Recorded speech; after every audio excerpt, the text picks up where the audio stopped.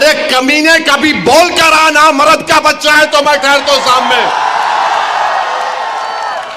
बस आते कैमरा लेके फाइबर फेंक के भाग।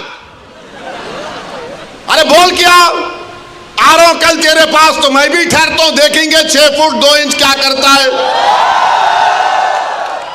वो आदमी अब कोर्ट को गया, सुप्रीम कोर्ट के वकील को थप्पड़ मारा। 2016 में दिल्ली की पुलिस ने उसको तड़ीपार का नोटिस दिया। वो कोर्ट में केस डाल रहा है कि ख्वाजा अजमेरी का आस्थाना नहीं है, वहां पर कोई और जगह थी। हवाला क्या दे रहा है? 1901 की किताब, 1901 की किताब का भरोसा करेंगे या फिर 13वीं सदी की किताब खजाइने फुतुहा, जिसको अमीर खुसरो रहमतुल्लाह अलैह ने लिखा? किसकी किताब का यकीन करेंगे? 1901 में कोई दीवाना लिख रहा नहीं, रिवायत ये बताती है। अबे रिवायत बहुत बातें बताती है, यकीन कर लेंगे क्या? पार्लियामेंट ने कानून बनाया कि 15 अगस्त 47 को जो मस्जिद, मंदिर, गिरजाघर, गुरुद्वारा रहेगा वो सील है, बंद है, उस पर कोई छेड़खानी नहीं होगी, उसका कन्वर्जन नहीं होगा, उसका कैरेक्टर नहीं बदला जाएगा। मगर ये क्या हो रहा है? क्या हो रहा है हमारे मुल्क में? 800 साल की दरगाह ख्वाजा गरीब नवाज सुल्तान हिंद की। और सुनो इख्तिदार की कुर्सियों पर बैठने वालों, दिल्ली के इख्तिदार पर बैठने वाले सुनो, ख्वाजा हिंदुस्तान का सुल्तान है, उसके बाद कोई सुल्तान को नहीं मानते हम। ख्वाजा के आस्थाने पर चले गए, गरीब नवाज के आस्थाने पर चले गए। अरे कौन सी किताब तुम्हारी?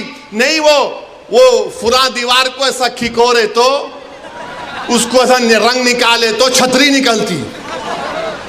अबे तेरे घर में मैं अगर 1000 फीट खोदा तो उसमें भी खाने जहां खां की मलबा निकलता, क्या करेगा? दे देता मेरे को,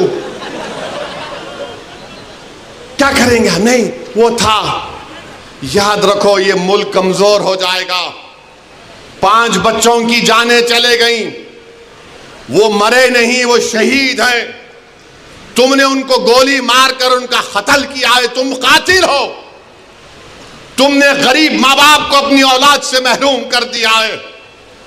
अरे ये मीडिया को लीक करते नहीं, वो पत्थर फेंक रहे, वो फुला कर रहे। अरे मस्जिद है, अल्लाह का घर है, तुमको क्या राइट देता है? किसी भी इबादतगाह पर अगर तुम जाओगे तो लोग क्या खामोश बैठ जाएंगे? 800 साल की दरगाह, वहां बोल रहे नहीं, ये नहीं था, वो नहीं था। हम भारत के प्रधानमंत्री से पूछना चाह रहे नरेंद्र मोदी, क्या आप ये तमाम इन लोगों को रोकेंगे या फिर ये देश इसी तरह चलता रहेगा कि हर मस्जिद पे सवाल कर दो, हर दरगाह पे सवाल उठा दो? मेरे भाई 12 मुकदमे आयद हो चुके हैं ज्ञानवापी पर, मथुरा की शाही ईदगाह पर। वहां पर तो 1965 में मुसलमानों ने हिंदू भाई बहनों से मिलकर बैठकर तस्वीया कर लिया। 8 एकड़ जमीन मुसलमानों ने वक्फ की दी कि लो ये किस्मत स्थान है, आपके लिए मोतबर जगह है, आप बनाओ यहां पर। 65 में सुन्नी वक्फ बोर्ड की इजाजत से एग्रीमेंट हो गया हिंदू मुसलमान में। 2023 में कोई आके बोला वो कौन हिंदू होते, वो पूरी जगह हमारी है। टीले वाली मस्जिद लखनऊ की, ऐसे 12-13 मुकामात हैं।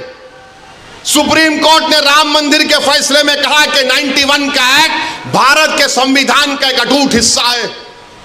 और फिर उसके बाद डीवाईसी चंद्रचूड़ सीजीआई थे, वो खामोश हो गए।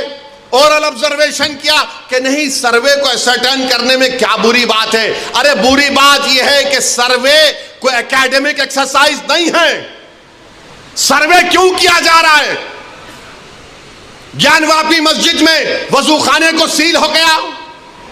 ज्ञानवापी मस्जिद के जुनूबी तरफ हमारे पास नहीं है, वक्फ की जायदाद नहीं है। वो क्या क्या करेंगे आप?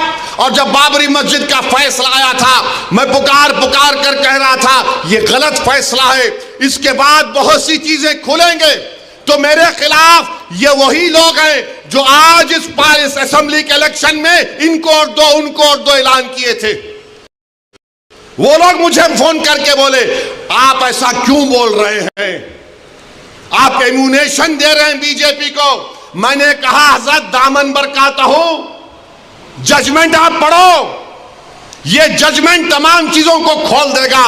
मुझसे कहा कि आप खामोश हो जाओ, ओवैसी तुम मत बोलो। मैंने कहा मौत मेरे को खामोश कर सकती, जब तक अल्लाह जिंदा रखेगा मैं सच्चाई को बयान करूंगा और बयान करता रहूंगा।